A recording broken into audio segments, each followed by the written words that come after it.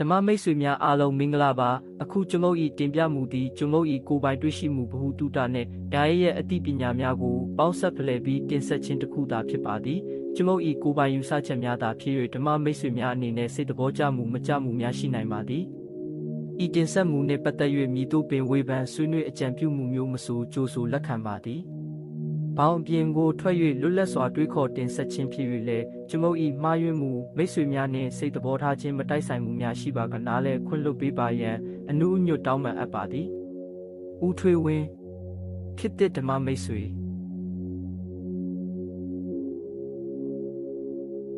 အားလုံးပဲမင်္ဂလာပါရှင်ဒီကနေ့ရဲ့ deep dive အစီအစဉ်ကနေကြိုဆိုပါရစေဟုတ်ကဲ့မင်္ဂလာပါဗျဒီကနေ့ဆွေးနွေးမယ့်အကြောင်းအရာကတော့ကျမတို့ရဲ့နေ့စဉ်ဘဝမှာတော့စိတ်ပိုင်းဆိုင်ရာတည်ငြိမ်မှုရှာဖွေတဲ့ခီးစဉ်မှာပါအရန်ကိုလက်တွေ့ကြတဲ့မှတ်စုတွေအကြောင်းပဲဖြစ်ပါတယ်ရှင်ဟုတ်ပါတယ်တကယ်ကိုနှရှိန်တဲ့အကြောင်းအရာပါဗျ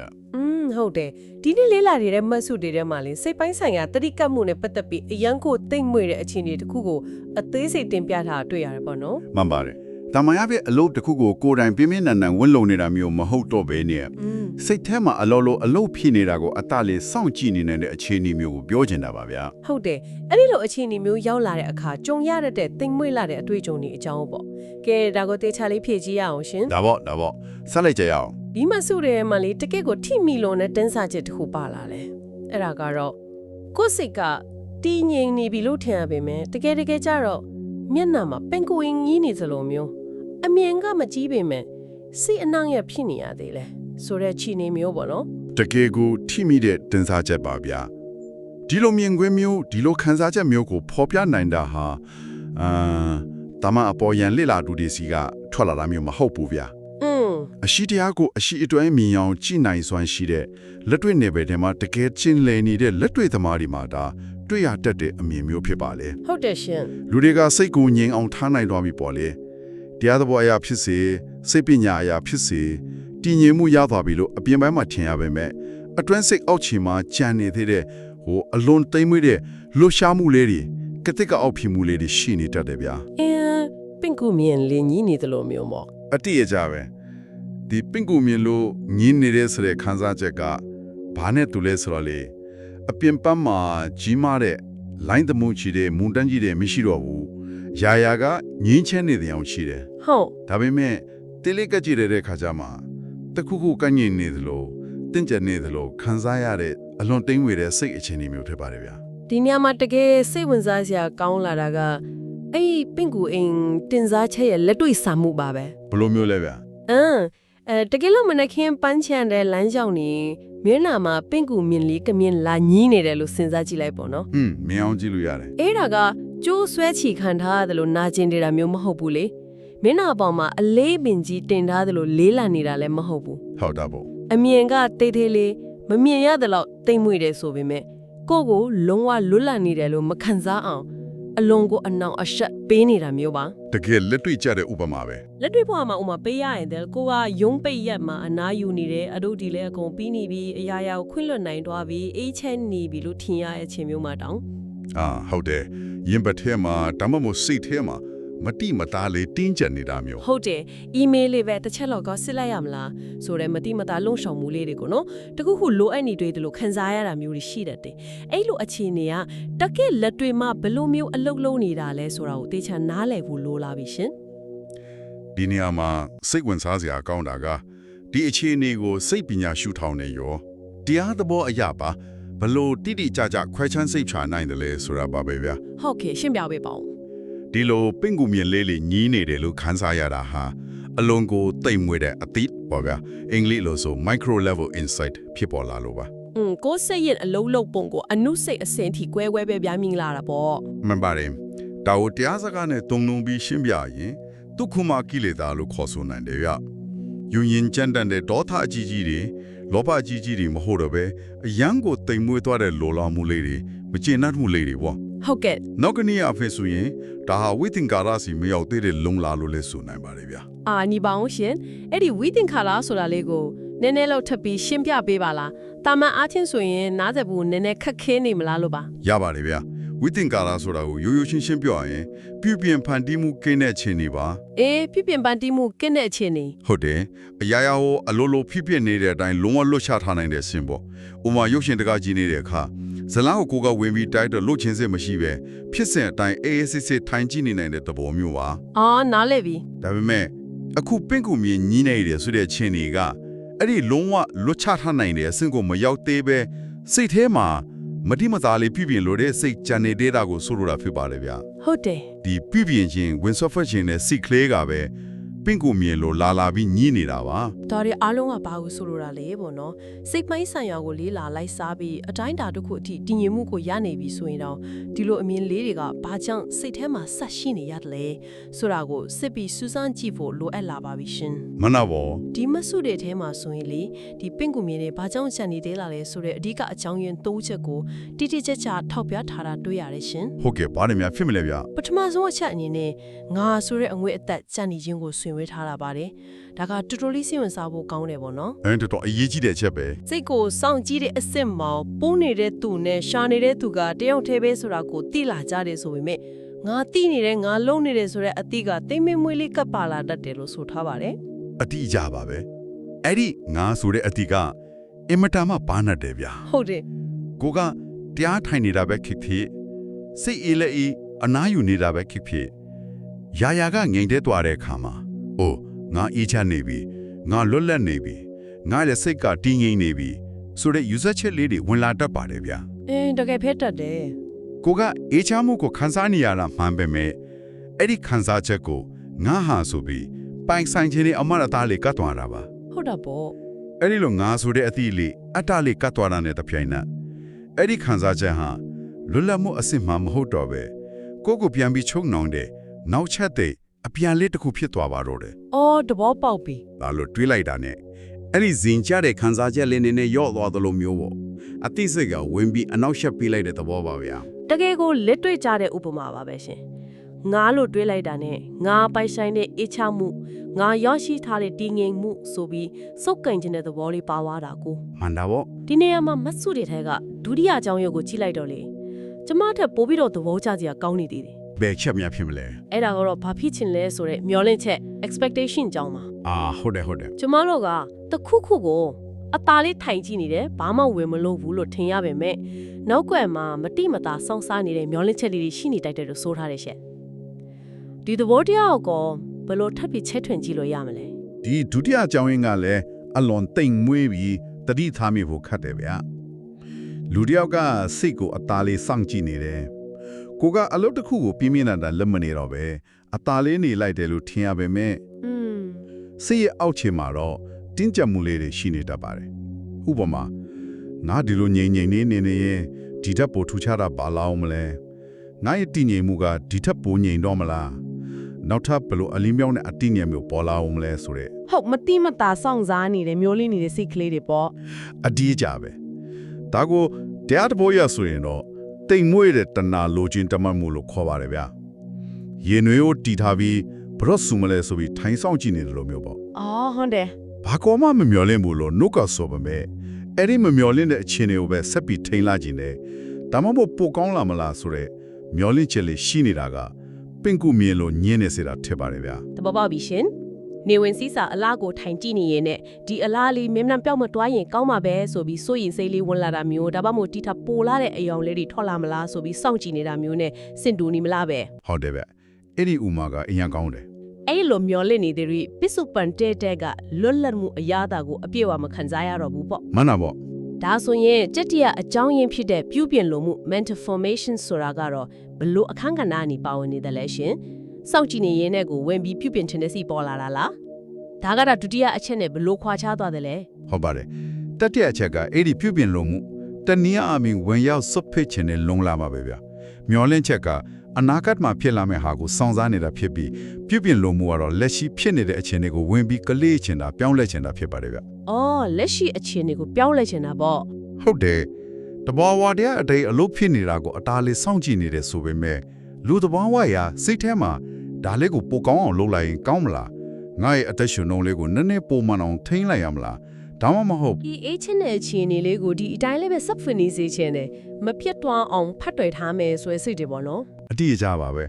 အဲ့ဒီစိတ်တွေအလိုလိုပေါ်လာတတ်တယ်အခန်းထဲမှာအကောင်အပူချင်းကအနေတို့ဖြစ်နေပြီဆိုတာကိုသိရတဲ့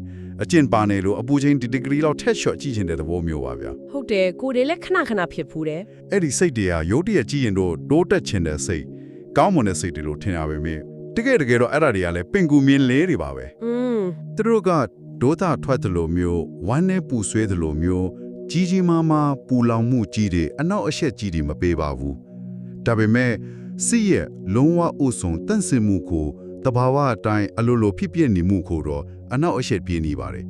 ဝင်ရောက်ဆွတ်ဖက်ခြင်းနဲ့လုံလာလေးပါနေတဲ့အတွက်ကြောင့်ပါဗျာ ဒီ၃ချက်စလုံးငါဆွဲအတိရဲ့မျောလင်းချက်ရဲ့နဲ့ပြုပြင်လို့မှုရဲ့ကကိုယ့်ရဲ့စိတ်အခြေအနေကိုကိုယ်တိုင်ပြန်စစ်ဆေးကြည့်ဖို့အများကြီးအထောက်အကူဖြစ်စေပါတယ်ရှင် မှန်တာပေါ့ ကိုယ့်စိတ်ကိုအေးချနေပြီလွတ်လပ်နေပြီလို့ထင်ရတိုင်းဒီ၃ချက်ထဲကတစ်ခုခုများငီးနေလားဆိုတာကိုပြန်ဆန်းစစ်ကြည့်ဖို့လိုပါလိမ့်မယ်ဒါပေမဲ့ဒီမဆုတွေထဲမှာအန်တော့ဖို့အကောင်းဆုံးအချက်တစ်ခုပါလာတယ်ရှင် ဘာများလဲဗျ အဲ့ဒါကတော့ဒီလိုပင်ကူမြင်နေရှိနေမှန်တီးပြီဆိုရင်ပြဿနာကိုဘလို့ဖြေရှင်းမလဲဆိုတဲ့အပိုင်းမှာစာရေးတူထောက်ပြထားတာကအင်းစော့တုံးကလို့အပင်မခံပြီးပြင်ဆင်ကြမလို့တော့ဘူးတဲ့ ဟုတ်တယ် အစာပိုင်းတုန်းကတော့စိတ်ကိုတည်ငြိမ်အောင်ဖိနှိပ်ချုပ်ချယ်တာတွေအမျိုးမျိုးအားထုတ်ခဲ့ရတွေရှိကောင်းရှိခဲ့လိမ့်မယ်ဒါပေမဲ့အခုလိုအစင်မြင့်လာတဲ့အလွန်သိမ့်မွေ့တဲ့အခြေအနေမျိုးရောက်လာတဲ့အခါကျတော့အဲ့ဒီလောက်ခွန်အားစိတ်ထုတ်ပြီးဖြည့်ရှင်းကြမလို့တော့ဘူးဆိုတဲ့သဘောမျိုးတွေ့ရပါတယ်ရှင် တော်တော်စိတ်ဝင်စားဖို့ကောင်းတယ် ဒါကအရန်ကိုစိတ်ဝင်စားစရာကောင်းပါတယ်ဒါဆိုရင်ဒီသိမ့်မွေ့တဲ့အမြင်ကိုကျမတို့ဘယ်လိုကြိုက်တွေ့ရမလဲရှင် ပိုရီမားတဲ့ရုပ်ပုံလွှာနဲ့ချိတ်ဆက်ကြည့်ရင်ဒီဖေရှင်းနည်းတွေကအင်တန်မှလက်တွေ့ကြပြီးနည်းနည်းပါတယ်ဗျာအင်းဆောက်တလို့အုံမြေချတိုင်ထူတဲ့အဆက်ရတဲ့အလုံးမျိုးမဟုတ်တော့ပဲလက်ရမြောက်အောင်အချောဆက်တဲ့အဆင့်လောက်ပဲဖြစ်သွားလို့ပါ ဟုတ်ကဲ့ ဒီလိုပင့်ကူမြင်းတွေကိုဖြည့်ရှင်းဖို့ပထမဆုံးအချက်အနေနဲ့အတင်းမဖယ်ပါနဲ့လို့တတိပေးထားပါတယ် အတင်းမဖယ်ရဘူးပေါ့ ။အဲ့ဒါဆိုရင်ရုတ်တရက်လန်ပြီးအတင်းလက်နဲ့သွားပုဆွဲဖယ်ရှားဖို့ကြိုးစားရင်အဲ့ဒီအမြင်တွေကလက်မှာပြန်ကပ်လာသလိုမျက်နာနံပိုးပြီးပေးချမ်းသွားသလိုဖြစ်တတ်တယ်လေ အဲ့ဒါတော့ဟုတ်တယ် ။အဲ့ဒီလိုပဲစိတ်ထဲကအနောက်အချက်လေးတွေကိုပြုပြင်ချင်တဲ့စိတ်လေးတွေကိုတွေ့တဲ့အခါဟာငါမစင်စားတော့ဘူးဒီစိတ်ကိုချက်ချင်းဖျောက်ရမယ်ဆိုပြီးအတင်းချက်တွန်းထုတ်ရင် ပိုဆိုးသွားတတ်တာပေါ့ မှန်တာပေါ့အဲ့ဒီတွန်းထုတ်ခြင်းနဲ့စီကားပဲနောက်ထပ်လုံးလက်တစ်ခုနောက်ထပ်အနောက်အချက်တစ်ခုအနေနဲ့ထက်တိုးလာပြီးပိုဆိုးသွားတတ်တာတွေဗျာ ဒါကတော်တော်လေးအရေးကြီးတဲ့အချက်ပဲရှင်ကျမတို့ကပြဿနာတစ်ခုကိုတွေးတာနဲ့ချက်ချင်းရှင်းထုတ်ပြချင်တဲ့အကျင့်ရှိကြလာကိုငါလိုတွေးမိတာနဲ့ငါလိုမတွေးရဘူးဆိုပြီးကိုပြန်ရိုက်ချိုတတ်ကြတယ် ဟုတ်တယ်အဲ့ဒါကတဘာဝပဲ အဲ့ဒီလိုအတင်းမဖယ်ရဘူးဆိုရင်ဘာဆက်လုပ်ရမလဲဒုတိယချက်အနေနဲ့မှတ်စုတွေမှာညီနေမှန်းသိလိုက်ပါလို့ဆိုထားပါတယ်ရှင်ဒါကရိုးရှင်းပေမဲ့အစွမ်းထက်ချက်အထိမပြုခြင်းတစ်ခုလို့ထင်ပါတယ်ရှင် မှန်ပါတယ်ဗျာအဲ့ဒါကတတိကတ်ချင်းရဲ့အနှစ်သာရပါပဲဖယ်ရှားဖို့အတင်းမကြိုးစားပဲအော်စိတ်ထဲမှာတစ်ခုခုညီနေပါလားအနောက်ရှက်လေးရှိနေပါလားငါဆိုတဲ့အတိလေးဝင်လာပါလားလို့အရှိကိုအရှိတိုင်းအတိမဲ့ပြုလိုက်ရုံသာဖြစ်ပါတယ် လက်ခံပေးလိုက်တဲ့သဘောပေါ့နော် ဟုတ်တယ်ကိုကိုနောက်ရှက်နေတဲ့ຢာတစ်ခုကိုရန်သူလို့ဘဘောမထားပဲသူ့ရဲ့တည်ရှိမှုကိုအတိမဲ့ပြပေးလိုက်တာဟာအဲ့ဒီຢာရဲ့လွှမ်းမိုးမှုကိုတဝက်လုံးရှော့ချပြလိုက်နိုင်ပါတယ်ဗျာ ဟုတ်ပါတယ်ရှင်အတိမပြုတ်လိုက်ယုံတယ်မကပဲတတိယအချက်အနေနဲ့ဒီမှတ်စုတွေထဲမှာထူးထူးခြားခြားလမ်းညွှန်ထားတာတစ်ခုရှိတယ်အဲ့ဒါကတော့အမြင်ကိုလည်းအလုတ်ပေးလိုက်ပါတဲ့ ဟုတ်တယ်အဲ့ဒါမိုက်တယ် အနောက်ရက်ဖြစ်နေတဲ့ပင့်ကူမြင်ကိုဂလုတ်ပေးလိုက်တယ်ဆိုတာကတကယ့်ကိုအမြင်တစ်ခုပါပဲပြဿနာကိုဖြေရှင်းမဲ့စားပြဿနာကိုလေ့လာစရာကိရိယာတစ်ခုအဖြစ်ပြောင်းလဲပြစ်လိုက်တဲ့သဘောမျိုးလားရှင် အတိအကျပါပဲအမြင်ကိုအလုတ်ပေးလိုက်တယ်ဆိုတာကအဲ့ဒီပင်ကူမြင်လို့ခေါ်တဲ့စိတ်အနောက်အရှက်လေးစိတ်ကတိကောက်ဖြစ်မှုလေးကိုယ်တိုင်ကိုကလည်းအမြင်နဲ့မတည်မြဲတဲ့သူ့အကြောင်းနဲ့သူဖြစ်ပေါ်လာတဲ့သဘောတရားတစ်ခုပဲဆိုတာကိုပြန်ရှုမြင်လိုက်ကဖြစ်ပါတယ်ဗျာ ဟုတ်ကဲ့ ဟာငါအနောက်ရခံရတယ်လို့မတွေးတော့ပဲအော်ဒီနောက်ရှက်လေးဟာလည်းဖြစ်လာပြီးပြတ်သွားမယ်စိတ်နဲ့ရုပ်ရဲ့ဖြစ်စဉ်တစ်ခုရုပ်နံသဘောတရားတစ်ခုပါလားလို့ခွဲခြားစိတ်ဖြတ်ကြည့်လိုက်တာပါ ရှုထောင်ပြောင်းလိုက်ကြပါတော့ ဟုတ်တယ်အဲ့လိုရှုထောင်ပြောင်းပြီးကြည့်လိုက်တဲ့အခါမှာပင်ကူမြင်ဟာငါ့ကိုဒုက္ခပေးနေတဲ့ငါရမမဟုတ်တော့ပဲတဘာဝတရားရဲ့ဖြစ်စဉ်တစ်ခုအနေနဲ့ပဲကင်းကင်းရှင်းရှင်းမြင်လာပါတော့တယ်အလုတ်ဖြစ်စဉ်ကြီးတယ်မှာသူပါဝင်တာကိုအသားလေးခွင့်ပြုပေးလိုက်တဲ့သဘောပါဗျာ ဒီနေ့မှာဒီမဆူရီတွေကအရေးကြီးဆုံးကောက်နှုတ်ချက်တစ်ခုခုကျမတို့ထပ်ပြီးအလေးပေးပြောချင်ပါရဲ့ရှင် ဘာများလဲဗျ အဲ့ဒါကတော့ပင်ကူမြင်ကိုဖယ်ဖို့မကြိုးစားပဲပင်ကူမြင်ဟာလည်းယုံနံတရားပဲလို့မြင်သွားရဲ့အခါမြင်ဟာထုလို့ဖြစ်သွားပါလိမ့်မယ်ဆိုရင်စာကြောင်းပါပဲ တကယ်ကိုနည်းနည်းတဲ့စကားပဲ ဟုတ်တယ်ဒါကတကယ်ကိုနည်းနည်းပါလေ ကျမတို့လူသားတွေဟာပြဿနာတစ်ခုရှိလာရင်အမြဲတမ်းဖြေရှင်းဖို့ကြိုးစားကြတယ်ဒါပေမဲ့ဒီမြင်အရာဆိုရင်ပြဿနာကိုဖြေရှင်းဖို့ကြိုးစားမဲ့အစားပြဿနာရဲ့သဘောဝကိုမှန်မှန်ကန်ကန်နားလည်လိုက်တဲ့အခါမှာပြဿနာဟာသူ့လိုပျော့ကွယ်သွားတယ်ဒါမှမဟုတ်သူ့ရဲ့နောက်ရှိနိုင်စွမ်းကျဆင်းသွားတယ်ဆိုတဲ့သဘောကိုညွှန်ပြနေပါတယ်ရှင် မှန်တာပေါ့ဗျာ အဲ့အသုံးချနိုင်မဲ့အချက်တစ်ခုပါစိတ်ထဲမှာမတင်မကျဖြစ်နေတဲ့အခါအတင်းသွန်းထုံမဲ့စားဒီစိတ်လေးဖြစ်လာတယ်ပြီးတော့သူ့ဘာပြန်ပြောင်းသွားလိမ့်မယ်လို့သိမြင်လက်ယုံနဲ့တင်တော်တော်လေးနေရထိုင်ရတက်တာသွားနိုင်ပါတယ် တေချာတာပေါ့ဗျာကိုကတခုခုကနေလွတ်မြောက်ခြင်းနဲ့တည်းအဲ့ဒီလွတ်မြောက်ခြင်းနဲ့စန္ဒကပဲကိုပြန်ချုံနှောင်းထားတတ်တယ်လေ ဟုတ်တယ် ဒါကြောင့်မလို့ပင့်ကူမြင်ညီးနေတယ်ဆိုရင်အဲ့ဒီညီးနေတဲ့သဘောလေးကိုပဲအေးချမ်းလေးထိုင်ကြည့်နေလိုက်ဖို့လိုပါတယ်မြင်သွားရင်ပြတ်တော့မယ်ဆိုတာကအတိတ်ညာနဲ့ပိုင်ချသိမြင်လိုက်တဲ့အခါမှာအဲ့ဒီရာအပေါ်မှာထပ်ပြီးစုပ်ကိုင်းစရာတွေ့တာစရာဒါမှမဟုတ်ယုံကန်စရာအကြောင်းပြချက်မရှိတော့တဲ့အတွက်သူ့အလိုလိုကြွေကြတော်တာကိုဆိုလိုတာဖြစ်ပါတယ်ဗျာ တကယ်လက်ပါတဲ့သဘောတရားပဲရှင် ပြဿနာတစ်ခုကိုအလင်းရောင်ထိုးပြလိုက်တဲ့အခါအမောင်တူပျောက်ကွယ်သွားသလိုပါပဲ တကယ်ကိုရှင်းလင်းသွားပါပြီဒီကနေ့ဆွေးနွေးခဲ့အကြောင်းအရာတွေကိုပြန်ပြီးအနှစ်ချုပ်ကြည့်ရရင်ကျမတို့ဟာတိတ်မွေးတဲ့စိတ်ပိုင်းဆိုင်ရာအနောက်ရက်တွေအကြောင်းကိုနည်းနည်းရှိုင်းလေ့လာနေကြပါရဲ့ရှင် ဟုတ်ကဲ့ ကိုယ်တိုင်ဝင်လုံနေတဲ့အဆင့်ကနေအလုပ်ဖြစ်နေတာကိုစောင့်ကြည့်တဲ့အဆင့်ကိုကူးပြောင်းလာတဲ့အခါမှာတော့မှငါဆိုတဲ့အတိရဲ့တခုခုကိုမျောလဲနေတဲ့စိတ်ရဲ့ပိုကောင်းအောင်ဒါမှမဟုတ်ဒီအတိုင်းလေးပဲထိန်းထားခြင်းနဲ့ပြုတ်ပြလို့တဲ့စိတ်ရဲ့ဒီသုံးချက်ကပင့်ကူမြင်လေးတွေလို့စိတ်မှာလာညီနေတတ်တယ်ဆိုတာကိုတွေ့ရပါတယ်ရှင် မှန်ပါတယ် ပြီးတော့အဲ့ဒီအမြင်တွေကိုအတင်းကျပ်ဖက်ရှားဖို့မကြိုးစားပဲရှိနေမှန်တိမှတ်ပြီးသူတို့ကိုယ်တိုင်ကလည်းဖြစ်ပြီးပြတ်သွားမဲ့သဘောတရားတွေပဲလို့ရှုမြင်တတ်ဖို့တဘာဝတရားရဲ့ဖြစ်စဉ်တစ်ခုအနေနဲ့လက်ခံပေးဖို့အရေးကြီးကြောင်းကိုလေ့လာပေးရပါတယ် ဒီချက်ကအရေးကြီးတဲ့မေခွန်းတစ်ခုကိုဖြစ်ပေါ်စေပါတယ်ဗျာကျွန်တော်တို့ဟာကိုယ်စိတ်ကိုနားလဲဖို့စူးစမ်းတဲ့နေရာမှာတီရိကတ်တယ်ဆိုတဲ့အလုပ်ကိုနေစဉ်နဲ့အမျှလှုပ်ဆောင်နေကြပါတယ်လေ ဟုတ် ဒါပေမဲ့အဲ့ဒီလိုလှုပ်ဆောင်နေတဲ့အချိန်မှာတော့ငါကတီရိကတ်နေရလားဒါမှမဟုတ်တီရိကတ်တဲ့ဖြစ်စဉ်ကြီးသူ့အလိုလိုအလုပ်ဖြစ်နေတာကိုအသာလေးလွတ်ထားပေးနိုင်ပြီလားဆိုတာကိုကိုပြန်လဲစမ်းစစ်ဖို့လိုအပ်လာပါတယ်ဗျာ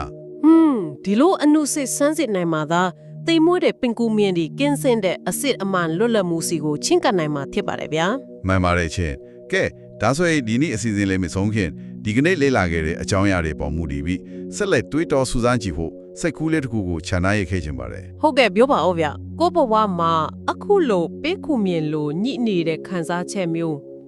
ဥပမာပါရဲ့မဟုတ်ပဲစိတ်ထဲမှာကတိကရောက်ဖြစ်နေတာမျိုးတခုခုလိုအပ်နေသေးတယ်လို့ခံစားရတာမျိုး